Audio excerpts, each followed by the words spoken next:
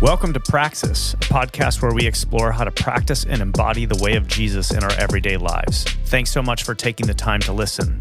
So we're in a series right now focused on cultivating a healthy church culture. Every church has a culture, whether they realize it or not. Some church cultures are reasonably healthy, while others are not. And of course, no church is perfect. But part of the work every church needs to engage is to intentionally work to close whatever gap exists between being healthy and where they currently are. So in this series, that's what we're doing. We're seeking to close this gap. And this involves not only talking about the marks of an unhealthy church culture, but casting vision for how we as a church can embody a way of life together that, while it may not be perfect, is oriented toward goodness and kindness and love. So today we want to talk about a third toxin in the soil of an unhealthy church culture, and it's the misuse and abuse of power. Let's get into it.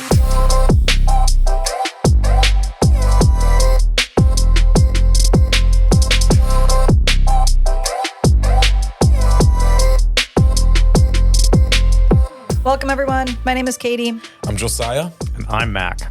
So we just got back from a 2-day staff retreat up in Green Lake. Mm-hmm. We rented some cabins.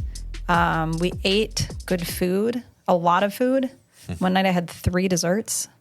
We went for walks, rested. I believe the 2 of you might have done a cold plunge. Did that end up happening? We didn't. No. Okay. And what I did apparently can't be considered a cold plunge because Adam and I went for a run and I was hot. So I just jumped in the lake and it was way too cold. I got out right away. A cold dip. Yeah, it was more like of a dip. It was like a More of a dip. dip. We played games. That was one of my favorite parts. I laughed. I haven't laughed that hard in a long time. Like, I think I cried. So I was laughing so hard multiple times. But it made me think that maybe we should do a poll for our listeners. Is government a fascinating topic? Oh my goodness. I claim that it is, and I guess I'm alone in that. Well, maybe we should give some context. We were playing this game where you had to kind of guess what was the spectrum, like fascinating Or boring. And the group sort of had to guess where it would be on the spectrum of government, right? Mm-hmm. Yeah, based upon Katie's clue. Based on Katie's clue. So I gave the clue government, which was supposed to lead them to guess slightly more fascinating than boring. And everybody said boring. Failed. They said, quote, "It's the most boring ever." Yeah. Yes. Yeah, it was just the assumption everybody in the room had. Well, of course it's on the boring side. Yeah. We just don't know how far on the boring side. Yes. So it made me feel like a nerd. Yes. But it was fun. I'm coming back a little bit rested and also a little bit tired. I stayed up much past my bedtime. But I'm happy to be here. Good. How about you guys? Yeah, I too felt like it was just a rich time as a team. I'm really grateful that we, create that space to hive off and, connect with one another. And also we had some really great conversations about what it means to stay centered and sort of focused on Jesus as a staff team and as individuals and continue to, be moving in that direction on a daily basis. And I just love that conversation to hear where we're at and how we can continue to support each other in that journey. Yeah. Yeah, it was a really beautiful time. I'm always drawn to the sappy parts of these retreats where we share encouragements with one another and have a lot of relational bonding. I feel like it makes working hard and being dedicated a lot more meaniful when you're doing it with people that you feel like are brothers and sisters. Mm-hmm. When we had Adam do a trust fall off the roof, that was awesome. It was great. We did not. We did not. Just teasing. I'm like, I need to update our insurance documents for some enhanced coverage. That's funny. Well, we are in a series right now. We're focused on cultivating a healthy church culture. And because it's a part of a series, we would encourage you, if you haven't had the chance to listen to some of the previous episodes, please go back and do that. But big picture, we are talking about church culture. Every church has a culture, whether they realize it or not. And while some churches have a healthy church culture, many do not. Healthy-ish. Healthy-ish, yes. Many don't. And we're borrowing from Scott McKnight and Laura Barringer. We've been using this metaphor of a fruit tree to help us visualize what this looks like. So we're saying that a fruit tree has three main parts. That has the branches that bear the fruit, a trunk that supports and feeds the branches, and roots that suck up nutrients from the soil. And what we've been saying is that the most important part of this is the soil, because if the soil isn't healthy, the tree won't be healthy and won't be able to produce healthy fruit. So over the last few episodes, we've discussed two toxins in the soil of the American church that are inhibiting kingdom fruit. We talked about celebrity-ism, which is that the church is driven by the personality of a leader, or growth-ism, which is just the church's success is being measured by numerical growth. So today we want to name and discuss a third toxin, and that is the misuse and abuse of power. Mm-hmm. So why don't we start? Why don't we just get started by defining what we mean by power and maybe some of the assumptions we bring to the conversation on power? I'm going to borrow, I think Diane Laneberg in her book, Redeeming Power, gives a good definition. She explains that the English word power comes from the Latin word posse. I think I'm pronouncing that correctly. I don't know. But it means to be able. And so she says, quote unquote, power is having the capacity to do something, to act or produce an effect, to influence people or events, or to have authority. It can also have a harsher meaning, to master, dominate, coerce, or force. So I would say, maybe by way of providing a definition, guys, power is agency. Power is the ability to act. And in light of that definition, I think maybe we could name some of the assumptions that we bring to the table as we begin this conversation. One would just be that everyone has power. Everyone has some degree of influence. Even, just think about it, even the most vulnerable people have some degree of power or influence, some ability to act. Even a newborn baby has power. They can keep you up for the entire night, right? We've all been there.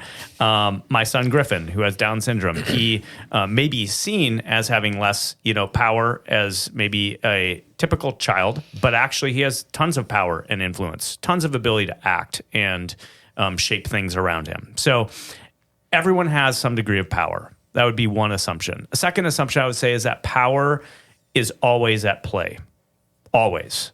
Because everyone has power, power is at play whenever two or more people are interacting, where you have sort of everyone's agency is colliding and interacting and bouncing off of each other. This is true in marriage. It's true in parenting. It's true in organizations of all shapes and sizes. And it also is true in the church. And so there's this web of relationships where there's power or agency that's interacting and colliding. And especially when there's a hierarchy, for example, in a work environment, that just makes this interplay of power even more complex. Maybe one final assumption that I would say I bring to the table is that power is neutral. It's not inherently good or inherently bad. And this is captured in that definition. It's just the ability to act. And this one, though, I think is a little bit of a surprise because we've all heard sort of quotes about power that allude to how it can be misused. So, there's that sentiment that power corrupts and absolute power corrupts absolutely. So sometimes there's this assumption that maybe all power is bad. And I think we would want to say, well, yes, power can corrupt and lead to misuse, but not necessarily. It doesn't have to do that.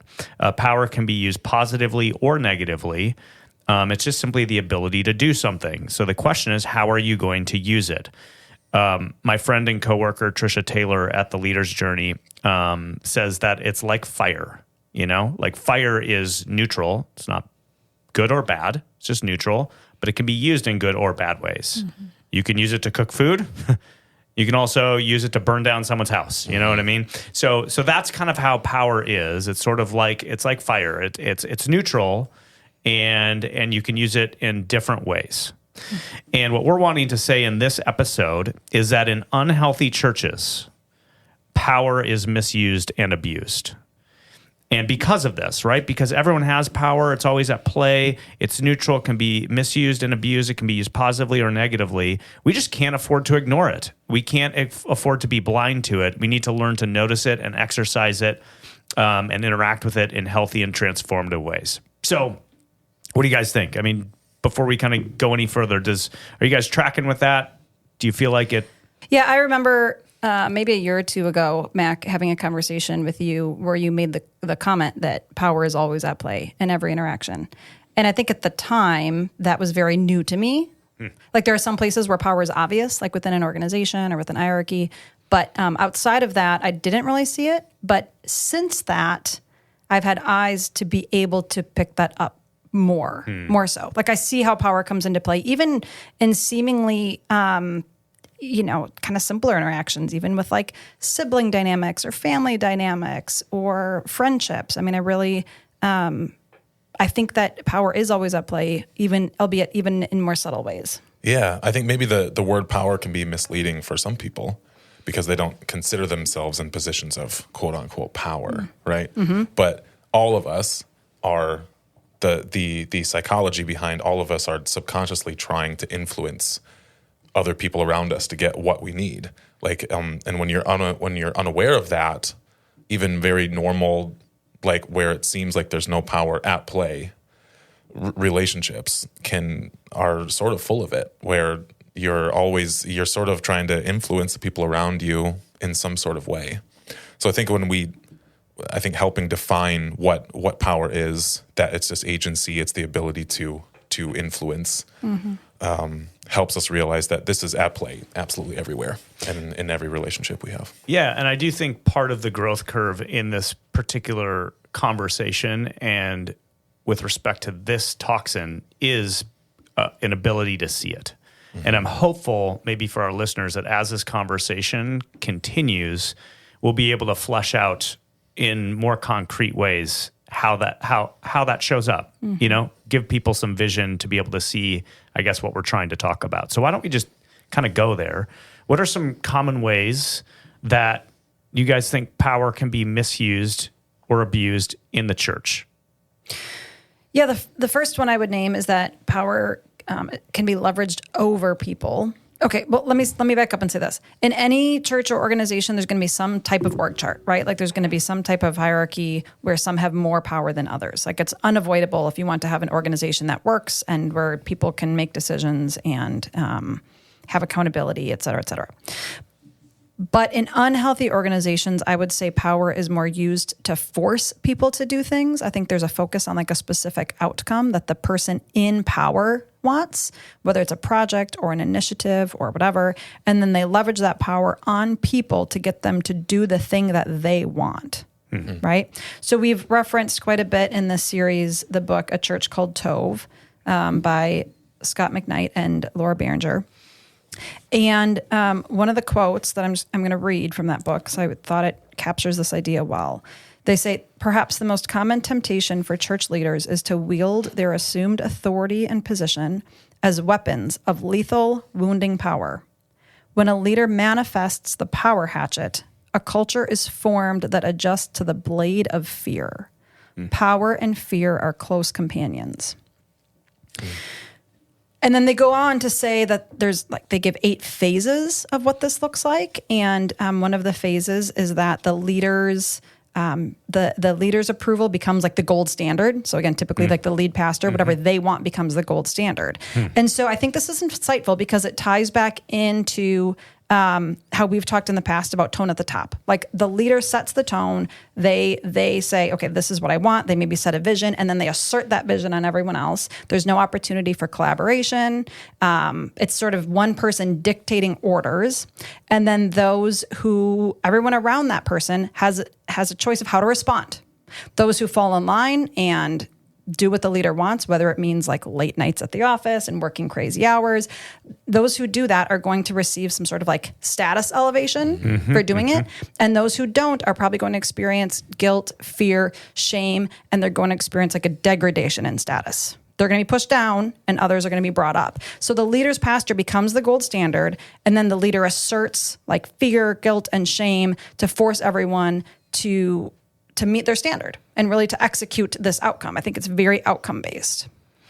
What would you guys add to that? My goodness. Well, you've said a lot, and it's so good. I think, so just to summarize what I hear you saying, first thing you've said is that power is leveraged over people. Power is used to coerce and control. And the byproduct of that is it creates a culture of fear and shame.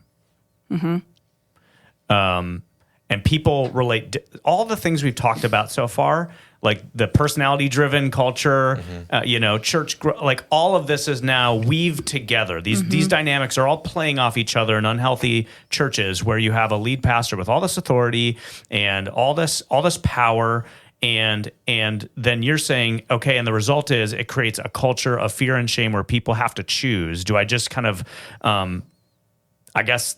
acclimate or sort of do what that person wants, in which case I get status enhancement and maybe proxy power? Or do I resist that, in which case I will be sort of, my position or standing will be downgraded and perhaps even I'll be shown the door, right? Right. Yeah. I think the scary part of this to me is that it's so subversive in the sense that the lead pastor is not considering their own way to be selfish. They and the organization equates what the lead pastor wants to do with what the Holy Spirit wants to do.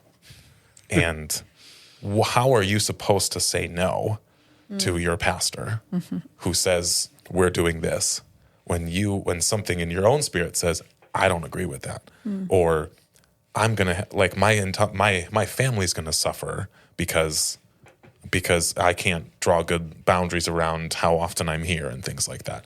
But how am I supposed to say no when what I'm being asked to do is quote unquote helping people or bringing people into the ministry or just name any of the other religious type of phrases you could add in which I feel like I'm helping and I'm doing God's work. That's the scary thing to me. Yeah. So this can happen really in any organization, but in a church, there's this added layer of a tendency to equate what the lead pastor says essentially with God. They are the spiritual authority. Yes. And I think that's why this is more important even for churches to figure out than, in any business, this would be healthy to manage the power dynamics at play. But in a church, it just puts another element, because we're not just responsible for helping people with their lives. We're shepherding souls that are needing to see a clear picture of who God is. And Scott and Laura, I think, just do a brilliant job naming some of these patterns of how fear and shame are used, to produce outcomes and get people to conform.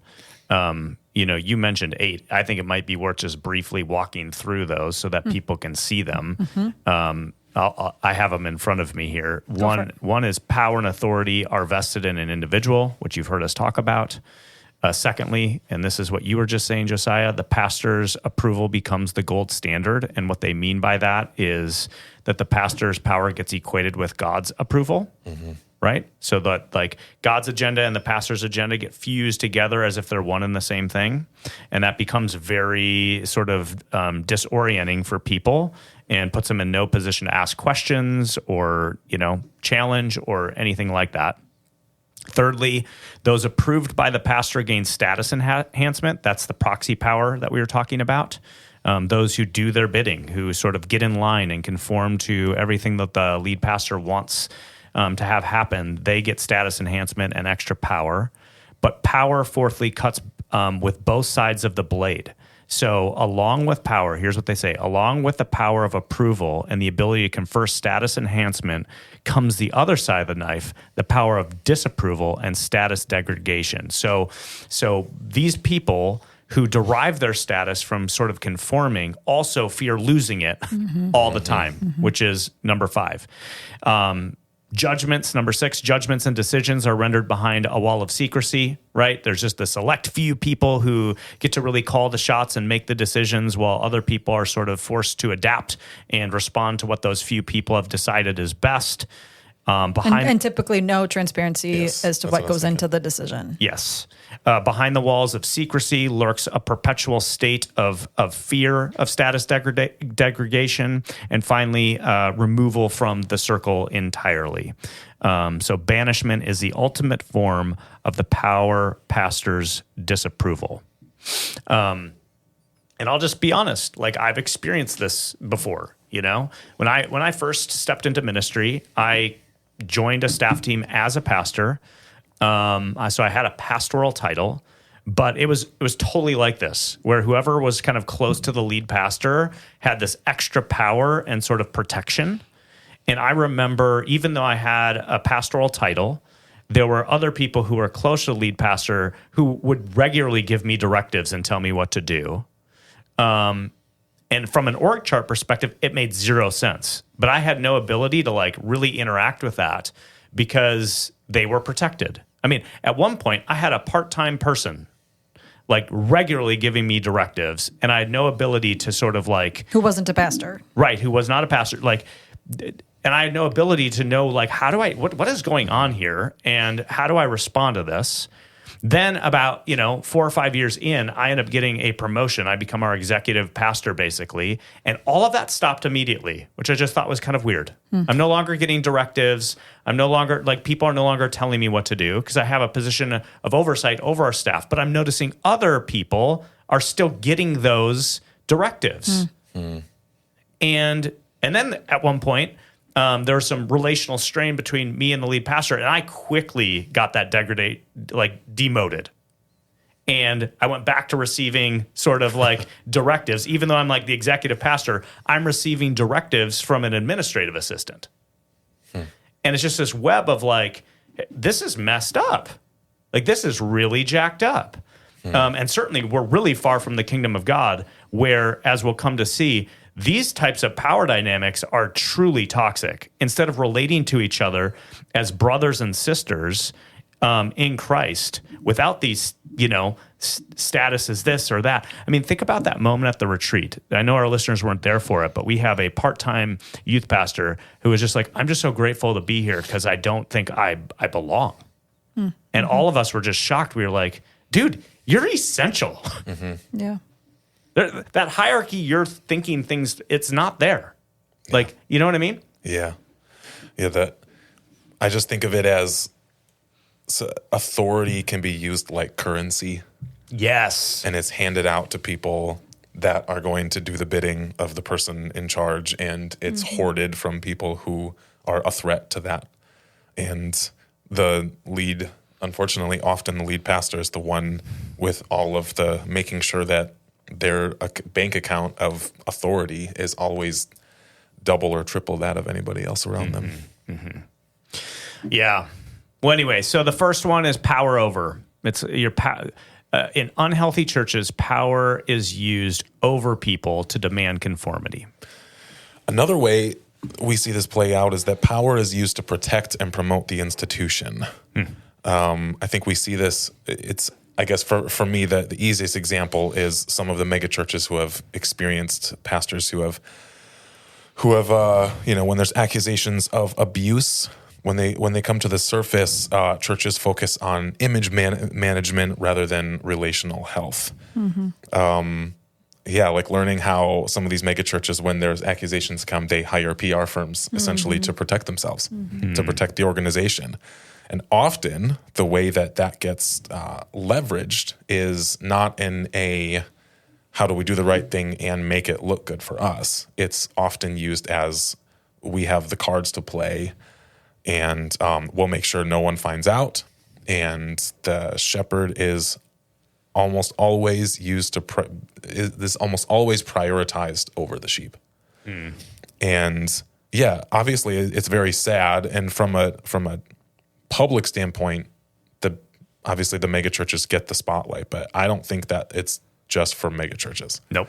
I think this happens in small churches too, where essentially the protection of the church and the ministry gets put over the actual ministry itself. Yeah. Right. Instead of when a leader messes up, all the effort gets put on all of it gets spent on restoring the leader, and in turn, the abused or the people who are hurt often get dismissed and often blamed for the problem, because God's trying to do something cool here, and you're a threat to that. Yes. Because you're being honest about how the pastor hurt you. Yeah. This is widespread. There's a guy named, his name is Wade Mullen, and he did his doctoral dissertation on how evangelical organizations respond to scandals, or when things bubble up, concerns or whatever. And so he looked at over 50 evangelical organizations when they were faced with some sort of a crisis. And sadly, what he found is that they all basically do the same thing, which is what you're describing. They engage in impression management and hire spin doctors to sort of, maintain the brand. And they strategically omit key information. They make ambiguous statements. They tell half-truths. They evade questions. They do whatever it takes to try to control the narrative. And Scott and Laura in their book, I think, just do a good job naming that. Look, when there's a crisis that begins to bubble up in a congregation, how you respond will actually determine whether you're toxic or tove. If the response is really attending to the crisis, and if you've done something wrong, then maybe confession and repentance is the first move, a commitment to finding out the truth if the facts aren't known. All of that would probably be indicative of a tove or a good culture. We're going to take this seriously. If there's stuff that we don't know, let's make sure we uncover all the facts of the situation. Let's attend to the impact this is having. Let's repent if we need to repent. All of that is a sign of a good and healthy church. But if on the other hand, it's the knee-jerk response is denial, rejecting it, scapegoating, these types of things, that immediately is an indication of a toxic culture. Yeah, and think about what makes this so toxic is not just that you made a mistake in judgment. The problem is that the entire reason your church exists is to be a community for the sheep, and the shepherd is to lay down their life for the sheep, for the sheep's good. Yes, and if when push comes to shove, and a sheep is hurt by the shepherd, and instantly everybody around, the entire culture goes to protect the shepherd and to dismiss sheep and cast them out, and hopefully they'll find another herd somewhere else. It's completely backwards. What a crazy inversion. It's completely backwards to the entire culture, the entire way the culture is supposed to be. Yeah. And I think that it's important to name, because as what you're naming, the way you respond to things when the lead pastor or a leader makes a mistake, the way you respond to that is an indication of where the culture already is. By then, it's kind of too late. Right. I mean, in a sense, if the entire herd of sheep, if we're just using the analogy, is there focused on making sure the pastor is okay, then that already indicates the whole thing is kind of messed up. And I think in the moment, when something happens, let's say a lead pastor did make a mistake, it can be scary to look at the truth of what happened and to be honest about it and try to figure out how to address it. It can be really scary. And I think it makes sense just looking at normal human behavior, and kind of this, the self-preservation. It makes sense that our first inclination, especially if you're at the top of the org chart, is to sort of protect, nothing to see here. Let's hire a PR firm to craft a message to paint a picture that really doesn't look like reality. If you want to tell the truth, then just tell the truth. Why do you need a third party to help you craft a message to tell a story? But again, what you're saying is, what's the end game? Even though it's scary in the moment to reckon with what's actually happening, doing so will prevent a lot more hurt and harm and just degradation to the culture in general. And because if there has been an actual abuse by a leader, and then everybody around them sort of rushes to protect them rather than attend to the person hurting, and it works. Well, now that leader is just more emboldened to continue those patterns because they have protection for doing those very things. And we're seeing this. We're seeing this on a denominational level with the SBC and some of these bigger churches that, like, when they responded with protecting the pastor and the organization and the brand, well, it actually led to like multiple cases of abuse, not just one. Right? Okay, so power over... power is used, secondly, to protect and promote the institution. Let's talk about a third one that is used to distort reality and hide the truth. So in a toxic church culture, power is used, and we were hinting at this with the image management stuff. It's used to distort reality distortion, and hide the truth of what actually happened. So rather than focusing on relational health, Josiah, what you were just talking about, fact-finding, truth-telling, the focus becomes seeking to control the narrative to protect the reputation of the pastor and the church. And in Church Called Tove, they name 8 sort of ways this happens. And I just think it'd be good to walk through these. One, the first move is you discredit the critics. So instead of admitting the truth, this is what they say, instead of admitting the truth of an accusation, they discredit the accuser instead. They flip the script. Secondly, they demonize the critics. So if that first step doesn't work, well, then the second one is a full-on character assassination of the person who's bringing the concern or the accusation, and it creates an us versus them. Usually it's rooted in some sort of, hey, we're with God. Yeah. This is us. They're the enemy. Me and God, and you are them, aligned with Satan. You know what I mean? So it's like this us versus them dynamic where we're on God's team and you're clearly not. Thirdly, they spin the story. This is the public deception piece. They say spinning the story is a deceitful strategy designed to hijack the accuser's narrative and create an alternative version, an intentionally false narrative that supports the pastor and the church while creating doubt about the allegations. Fourthly, they gaslight the critics. This is where they sort of challenge the critics' understanding and recall of what actually happened to the point where they might even doubt their understanding of reality, what actually transpired. 5, they make the perpetrator the victim. This is what we've talked about this before. Darvo, deny, attack, reverse order, victim. All of a sudden, the pastor who is the abuser becomes the victim, and the person who's the victim is actually the oppressor. They've inverted it, as you said. That the sheep becomes the oppressor rather than the shepherd who caused the harm. 6, they silence the truth. Often this comes in the form of non-disclosure agreements, signed documents, things like that.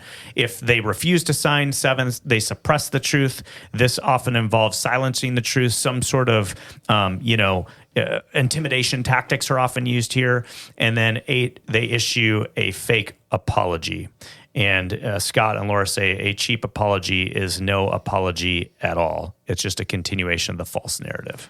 So I don't know if that's helpful. It was to me to go, okay, here are some of the signs that reality is being distorted and truth is being hidden. Yeah. Yeah. To me, it's just interesting to see, I think that the perpetrator of someone abusing power, it's easy to say they're doing it so intentionally on purpose, like this is a process they're calculating in their mind. They're gonna, Darvo and all this stuff. I think as you were reading those, what's coming to my mind is like how natural that progression is. Yeah. Once you start down the process, you either have to come clean or it's just going to turn into the next thing. And it'll be all 8 of those steps. And your narrative becomes your reality, right? Like people who do this a lot and don't intentionally veer back to the truth, like make a commitment to the truth. I think once you spin a narrative and everyone else buys into it, like that distorted narrative becomes reality. Scary. It is scary. It's like the essence of self-deception. Yeah.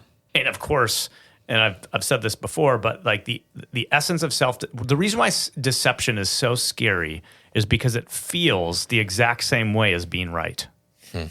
Those two feel the same way. When you're right, you feel right. When you're self-deceived, it feels like you're right.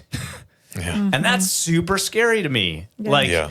I don't think that people are pretending that their narrative is right. I think that it is a full on all of life and soul belief that you are right. Yeah. Yeah. And Go ahead, Mac. well, just to maybe double click on what you said, Katie, that's why that moment, that first response is so important, because it sets you on a trajectory of either formation and transformation, or one of Small compromises. Yeah. That's what I was going to say. It's the small Yeah. compromises that just kind of snowball. Yeah, and I also kind of like that we can humanize this a little bit. It is human nature Yes. to protect yourself or the thing you care about. So that is not to say that we're not going to like feel bad that you would want to protect the institution. Of course. Like that would be your human nature. But hopefully, as we learn some of these things and tools and you know, for our own church, that we would be able to recognize that instinct when it happens. If one of us has, maybe makes a mistake and inadvertently hurts someone, we've even talked about it within our own staff culture. It sort of starts there. We have a choice, and you feel that in the second it happens, defensiveness. Wait a minute, I think you're wrong, and blah blah blah blah. And if you just let that settle for a second, you realize, I think there's a more faithful response, and it's going to involve humility over self-protection. Yep. Yeah. Yeah. So power can be used to distort reality and hide the truth. It can be used to protect and promote the institution. It can be leveraged over people. And a fourth one I would name is that power can turn conflict into a zero-sum game. So in unhealthy organizations, we've been talking about how power is kind of a hot commodity. Like if an organization is built on the idea that power translates to the ability to get your way, then those who have power call the shots and they exert their will on everyone else. And those without it are treated like sheep who just have to like go along. And when power becomes the only way to be treated with respect in an organization, then I think power becomes like a scarce resource. Like there's not enough of it to go around. And that's because that the more that power is shared, like the more diffuse it becomes. The more I want to exert power as a form of control, the more I need to make sure that I'm the only one with it and that no one else can have it. So in unhealthy organizations, I would say that someone else having power threatens my power, right? It's like a zero-sum game. There's only 5 apples on the table, and if you get 3, there's only 2 left for me, which in turn creates winners and losers. Those who have it win, and those who don't have much of a voice. Like they tend to get, let's say, blamed for things unfairly. I think they can function as like scapegoats because they don't have the ability to speak up or to challenge decisions or to challenge the narrative. And so this unhealthy version of power really turns it into like a zero-sum game. Yeah, and maybe just a compare and contrast in healthy churches, conflict it's never fun, and it certainly can get messy. I'm not saying it doesn't, but it's hopefully entered into in relatively healthy ways, right? There's mutual sharing and listening, and people lean in with empathy and take ownership for themselves and how they contributed to the conflict, right? And those with power actually go first. They ask questions. They seek to understand, right? They acknowledge their impact on those around them. So they seek to listen and understand. They lean in with empathy. They create safety and thank other people for sharing. They own anything that they could have done differently, right? This is what happens in a healthy church culture. Conflict is actually transformative.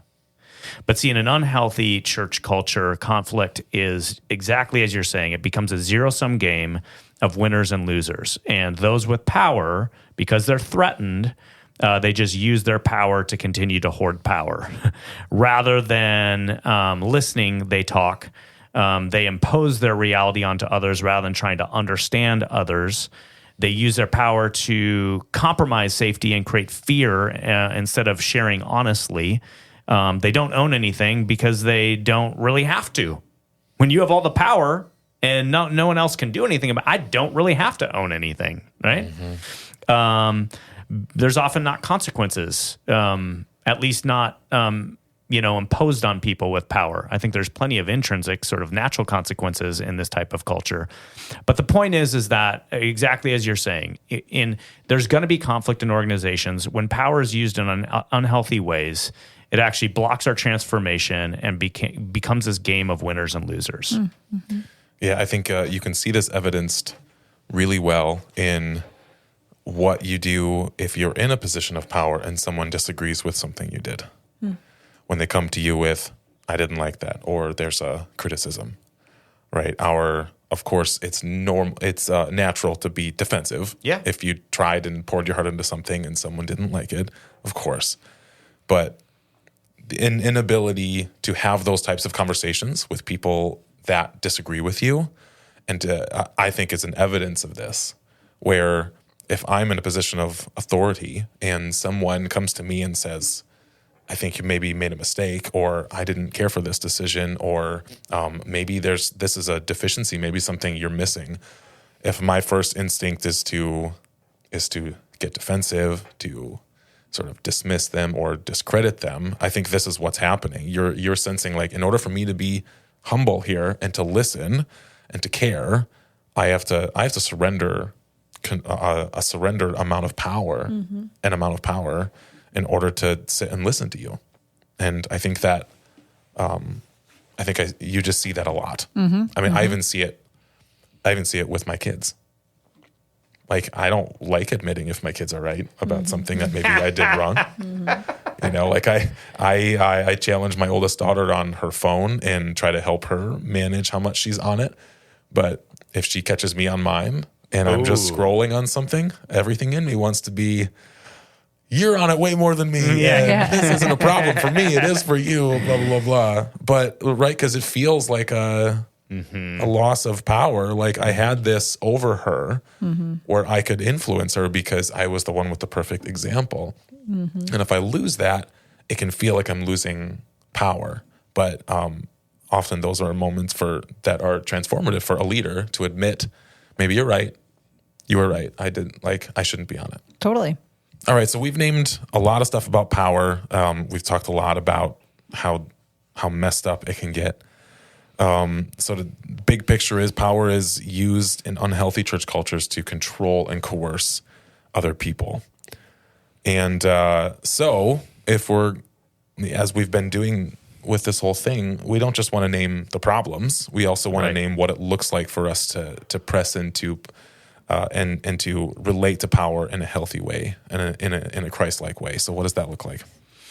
Yeah, I mean, the last thing we want to do is just point out a bunch of problems and be like, "Oh, see you later," you know. So, look, if we're going to turn the corner and begin to like reconstruct or cast vision for something healthy, it starts with Jesus. We need to learn how to relate to power in the way of Jesus. And look, Jesus was not power blind.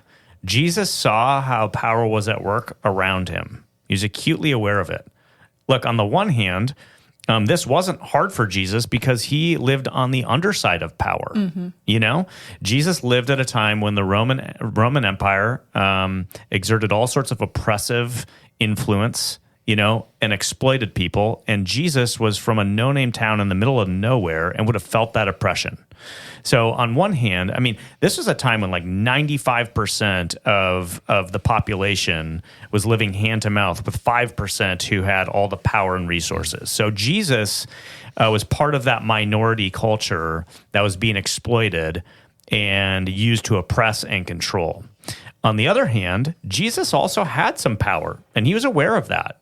For instance, he was a male in a patriarchal culture that carried a certain sense of power. He had power. He was considered a rabbi, which is sort of a position of notoriety and prestige. So there's a sense in which Jesus knew he was aware of the power around him. He was also God.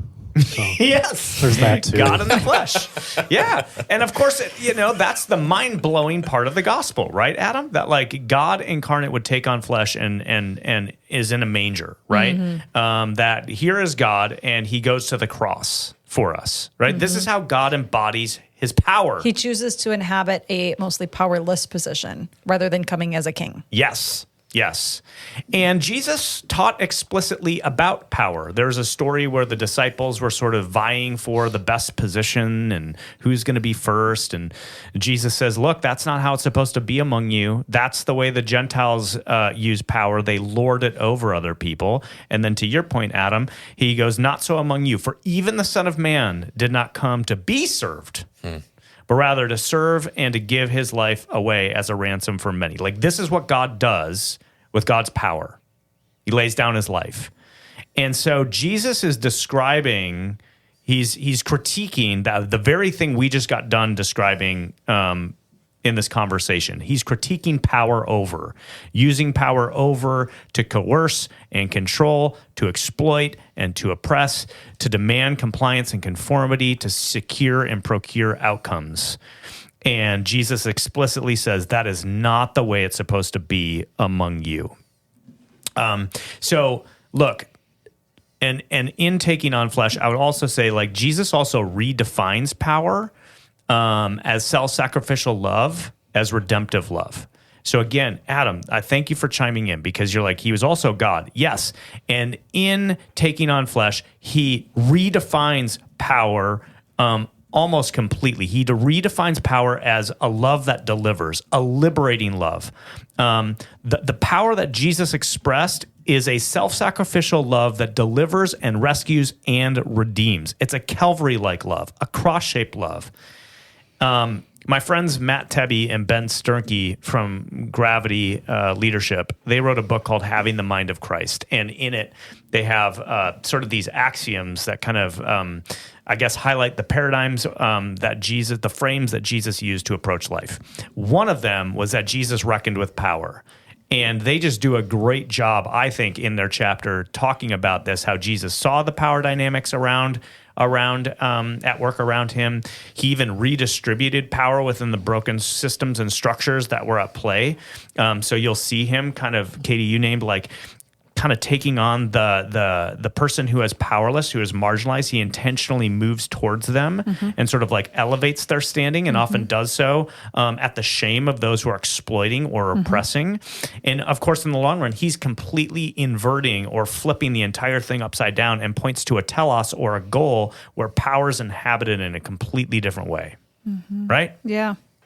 So I know I said a lot, but I kind of got on a roll and couldn't stop. It was a great role. No, it's good. I too, read the book by Ben Sternke and Matt Tebbe and revisited the chapter on power for this conversation, because I thought they had so much good stuff to say.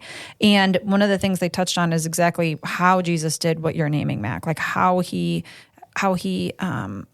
moved towards those that didn't have power and elevated them. And a few specific examples is one with women. Yes.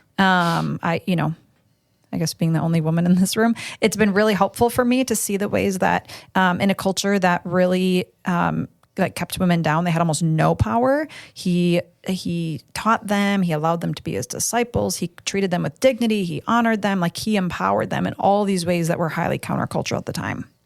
At cost to himself. At great cost to himself. Yeah. Like Luke 7, there's a woman who comes in and is like, got a sinful woman, quote unquote, like a prostitute, and is anointing Jesus's feet and crying. And Simon, this Pharisee, is like looking down on her in judgment. What does Jesus do in that moment?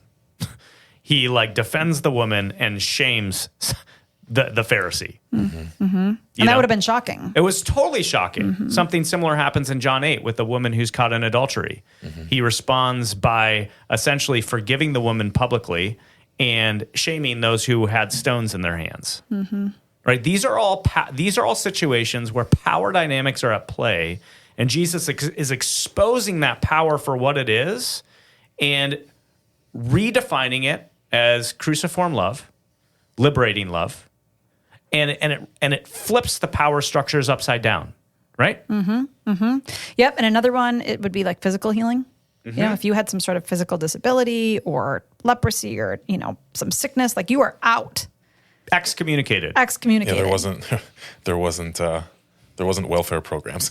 Yeah, right. Right. Well, yeah, and so by healing, he was not only just providing physical healing, he was restoring them to their place in society and to their place in a community. So I do think he was always doing this. And when we look through the Gospels and we read these stories through the lens of power, we see something really neat.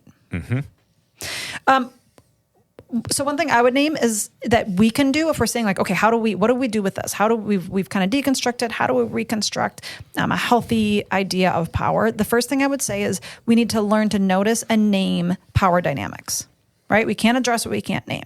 So if we want to reckon with power, then we need to learn to see it and name it. So taking an example, I've used this as a reference point in the past in this podcast, but one of my former positions, I worked in compliance in higher ed, and one of the areas I dealt with was Title IX compliance. And Title IX prohibits discrimination and harassment on the basis of sex. So we would have sexual harassment investigations, and every once in a while there would be a case between like a professor and a student of sexual abuse or harassment, and those cases carried really significant power dynamics. So you might have a professor, typically a male, typically a female student, not always, but usually, and there would be some allegation that the student brought forward or sexual harassment or abuse, and the professor would typically respond with something along the lines of, well, she's an adult, like we're both consenting adults. She could have said no. And the question is, like, well, could she? Could she have said no? Right? If you are a person who has the power, not only of like a grade, but like literally the power of whether or not this person can go on to have a successful career and get a job and pursue the thing that they've devoted years and lots of money to, like, did she really have the freedom to say no? And maybe she says she did, but then it's his word versus hers. But my point is, if you're going to look at that situation, it's impossible to really see what's happening with the truth mindset if you don't acknowledge and name the power dynamics at play. The power differential. Yeah. Yeah, and I'll just say I've probably been in my own, like when it comes to the church, I've been in my own journey in being able to do this. You know, I think when I first stepped into ministry, like I was, for the most part, completely blind to what we're talking about. I either didn't see it or chose not to see it. That was kind of my first phase. The second phase is I pretty much got crushed by it. Like I learned the hard way by being, on the underside of that. I got hurt.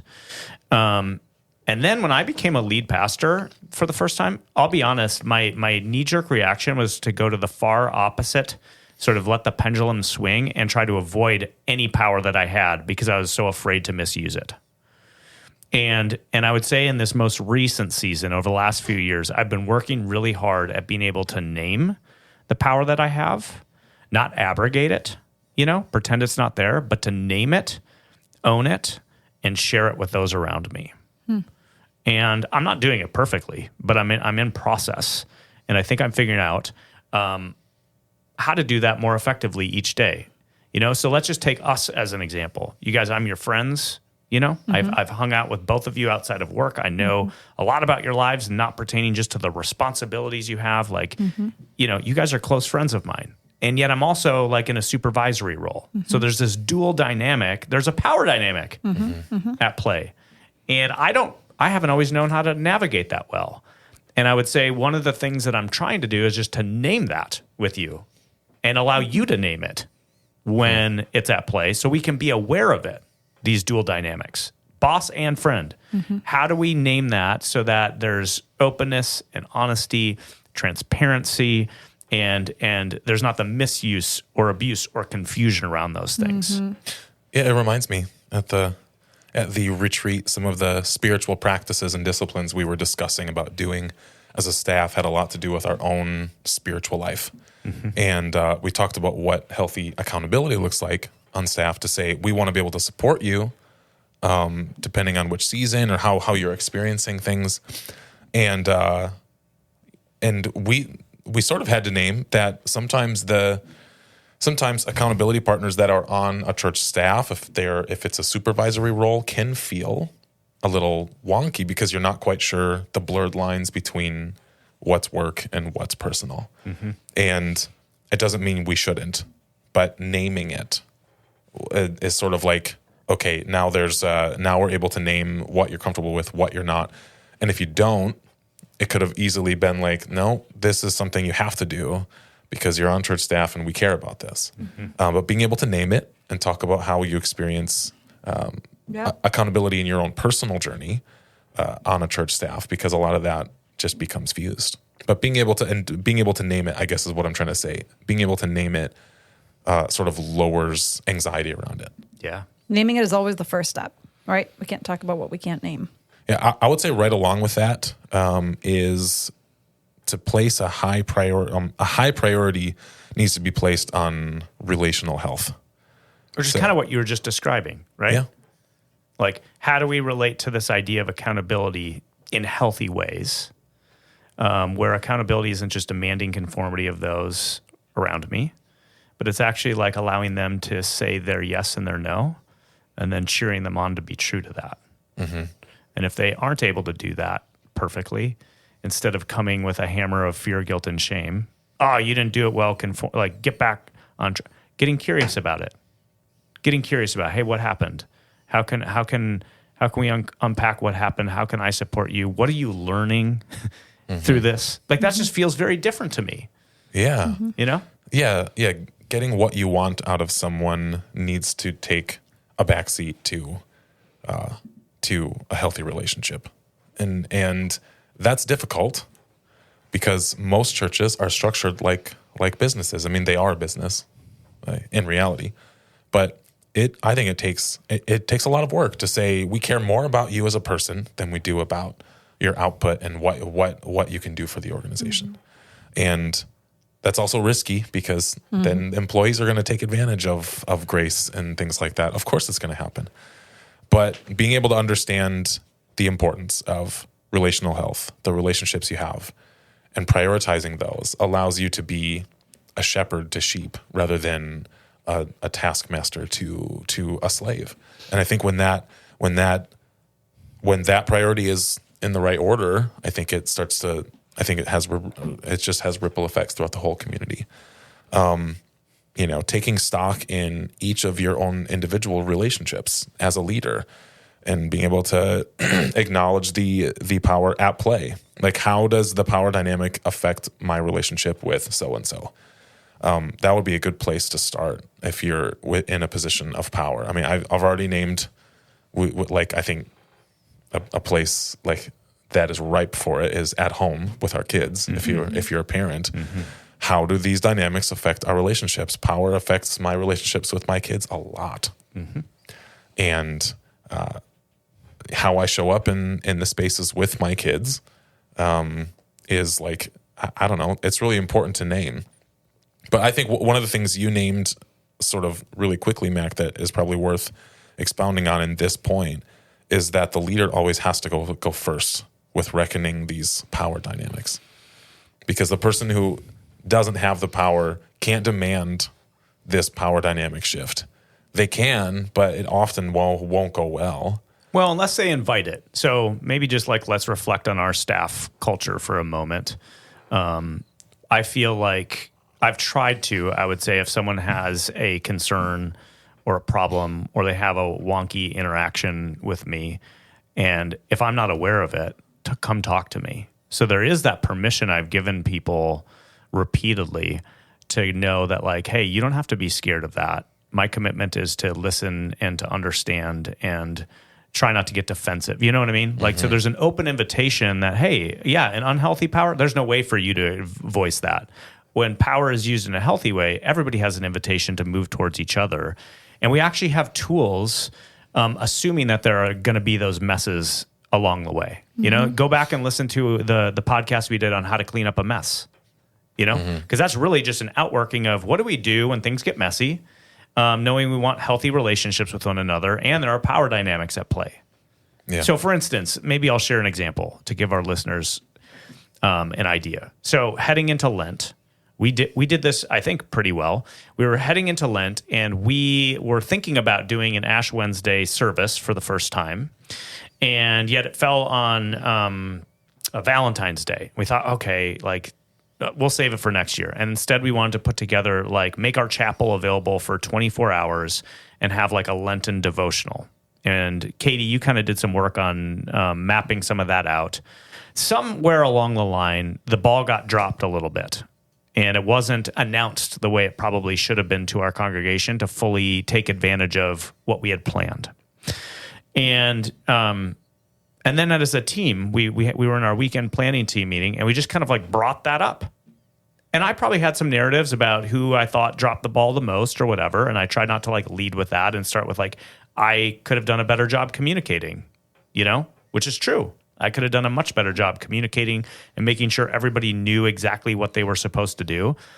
And I felt like in that moment, everybody sort of leaned in and said, yeah, we probably could have done a better job as a team. How did we get here? It kind of shifted from blaming people to going, what happened as a team? How can we like identify the areas we each could have done differently and learn from this? Yeah, and I don't think we were able to have that conversation unless you first really focus on relational health. Like it takes trust. I think I was the one that raised that conversation, and that's because I trust you all well enough to go like, hey, I think we as a team missed something. Let's talk about that. And I think a lot of the work ended up falling on your lap kind of last minute, and there was a little bit of who was supposed to do what type of thing. Yeah, I think this is so important. And if I can just say one more thing on this point, just how you said, hey, people, if we focus on relational health, people might take advantage of that. And I think that that's true. They might. But I also don't think that having a culture that prioritizes relational health is mutually exclusive with having like an unhealthy relationship to power, right? So it doesn't mean that if we prioritize relational health, we can't have accountability. I think we can. Yeah. We absolutely can. It just looks different, and in some ways I think is more effective because the trust is there to go like, hey, this didn't happen. Why didn't it happen? Yeah. Okay, so just to review, we've said you've got to notice and name when power dynamics are at play. A high priority needs to be placed on relational health. I would share another one, which is just that power should be shared across a team of mature people. I won't spend a lot of time here because we've touched on this so many times in this podcast. But of course, we're kind of pushing back against this lead pastor as CEO who has all the power and authority. That is just a recipe for disaster. And it's obviously not taught in the New Testament. In the New Testament, you see power being diffused across a team of mature Jesus followers who know how to shepherd a community rather than exploit the sheep. And so it is with us, again, we don't do this perfectly, but we're trying to embody that model in our leadership as a church to go, look, we're going to share power across a team of people. And within that is actually built-in accountability. Sharing power actually limits the abuse of power because there's like these natural checks and balances in place, you know? Yeah, we talked about government at the beginning of the episode. My mind kind of goes to government. Yeah, because there's like a checks and balances built into. Yeah. Yes. In our system of government, there's a system of checks and balances, and that's very different from having a king with no one that they report to. When you have systems set up so that there's not just one person who has the final word no matter what, you're going to by nature share power. Yeah, I think maybe just one thing I would add to this is maybe you're listening and you're not the lead pastor who determines the org chart, but maybe you're in a position of power because you're a parent. I think sharing power across a team of mature people, this could look like just being willing to surrender certain elements of your power in order to empower your own children. I mean, think about the way you handle even conversations on a more granular level. Am I quick to bark orders, or do I allow myself to stop and take time to ask questions and to get their feedback on something? Allow them to take ownership of things and be able to trust them instead of being dogmatic and preachy about the things I want them to do. What does it look like to ask questions first and to humble myself enough to lay down some of that power? Absolutely. And it doesn't need to be in the big things like, hey, Mom, I want to wear my pajamas to school. Okay, well, no. But even like with young kids, you can give them choices and, well, do you want to wear this outfit or that? I mean, I think in really small ways, you're absolutely right. There are ways to embed this and to get our kids comfortable with having some agency. If power is agency, how do we give them the opportunity to step into agency and use that in healthy ways, even at a young age? And long term, that's kind of the goal of parenting, is to not just like for the rest of your life exert power over your children. Well, I think some people would prefer that. Maybe. But, it seems to me that like adults who have adult children who have healthy relationships with their parents, that isn't the primary way they operate. Somewhere along the line, they began to function as equals.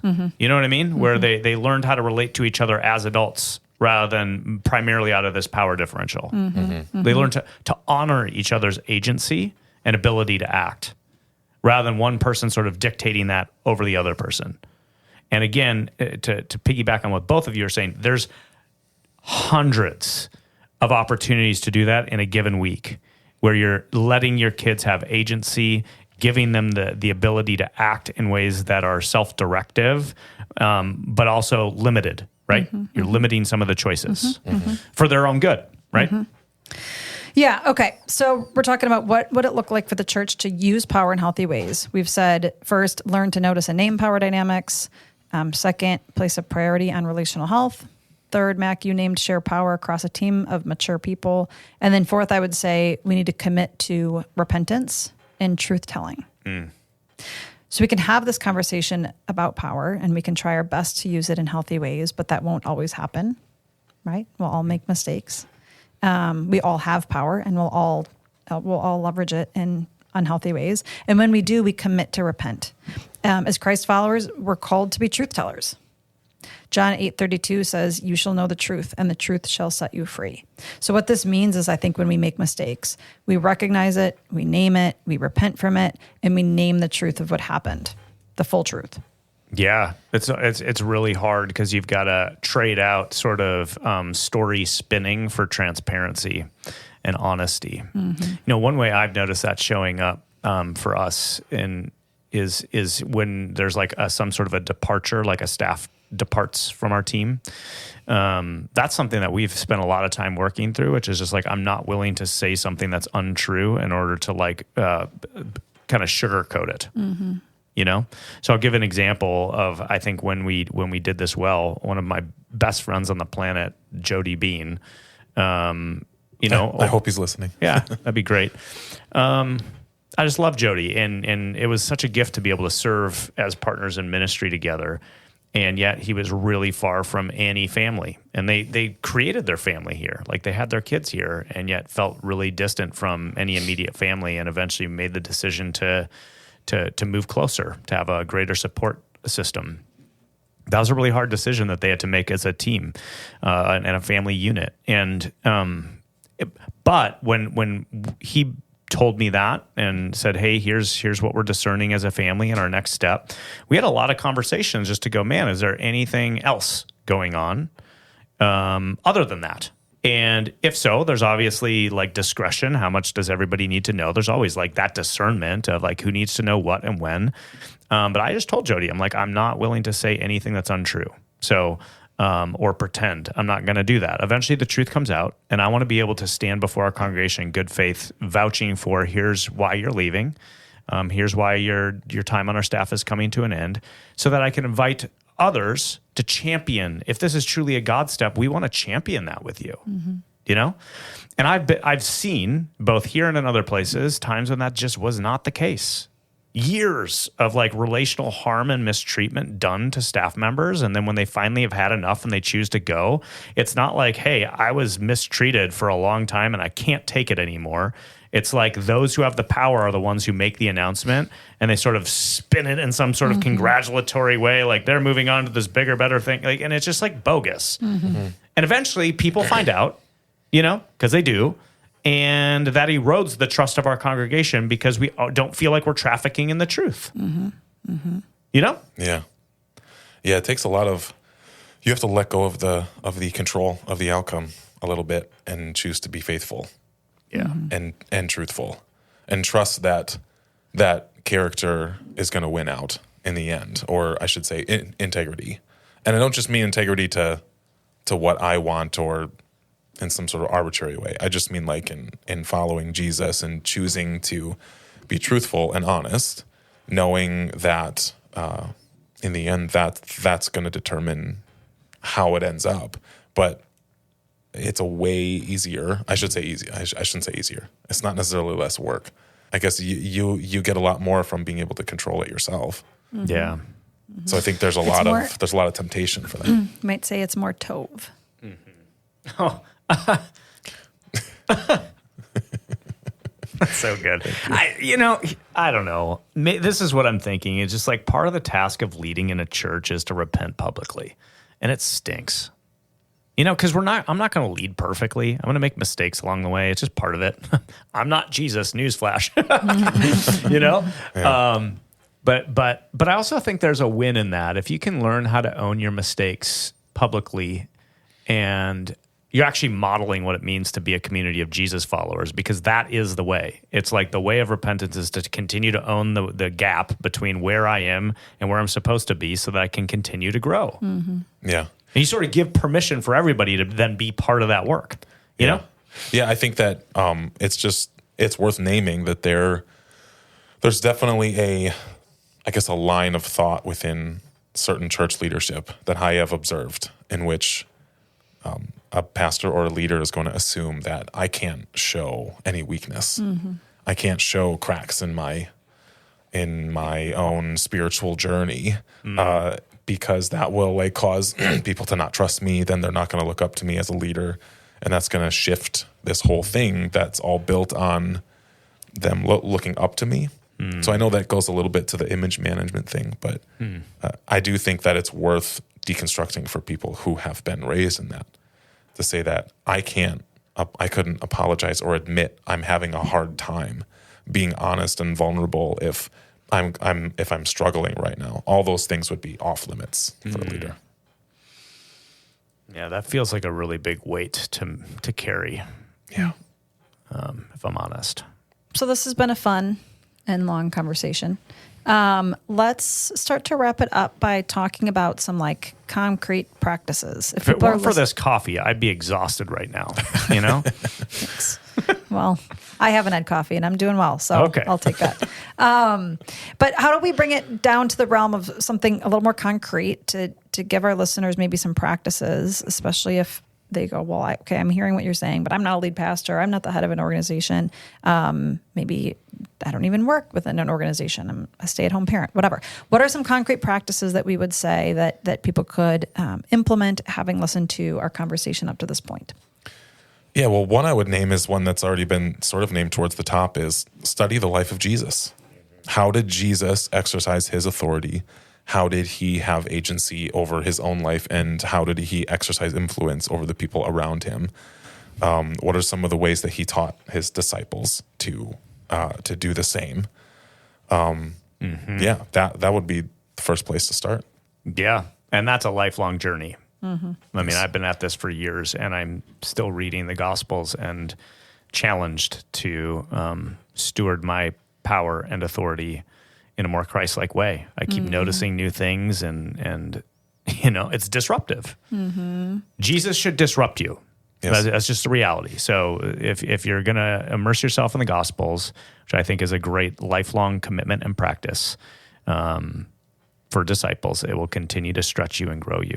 Mm-hmm. Yeah, just because you've heard the stories as a kid and maybe over and over since then doesn't mean you've necessarily seen everything that there is to see in them. Yeah. And I've been learning that myself. Mm-hmm. Yeah. Yeah, second practice would just begin to notice the power you do have and how you use it. So again, we all have it. It's always at play. So begin to just pay attention to how it's at play around you and how you wield your power in your relationships with other people. So, Josiah, you keep coming back to parenting. That's a huge one.